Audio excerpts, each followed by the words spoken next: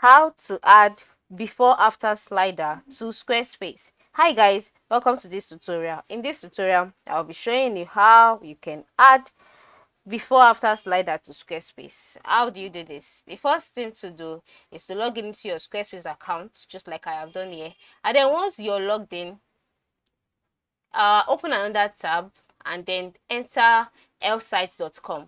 Once you've entered elfsites.com, you'll be asked to create an account.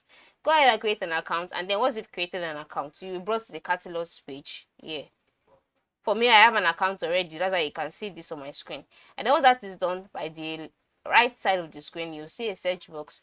Enter before and after slider. As you can see, it has brought it up here. So just click on it. Once you click on it, you'll be redirected to another page where you'll be asked to choose a template. And it's the template you want your slider to be. It could be a simple comparison, retouch slider, list of works. Just select the one you want and then click on continue. Once that is done, you'll be brought to another page where you can edit the slider the way you want. You can change the layout if you want it to be a carousel.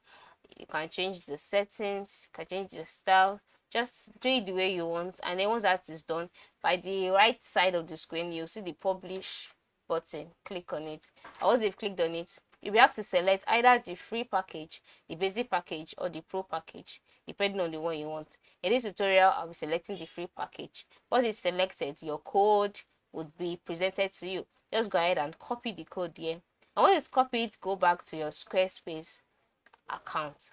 Then on this Squarespace account, you go back to, you'll be brought to this home page. Yes, and then on this home page, select website at the left menu, and then once you're on the website page, scroll down and select website tools. Then on website tools, you'll see a list of options. Select code injection. Once you've selected that, you can determine where you want the code injection to be. Alright, either as an header or as a footer.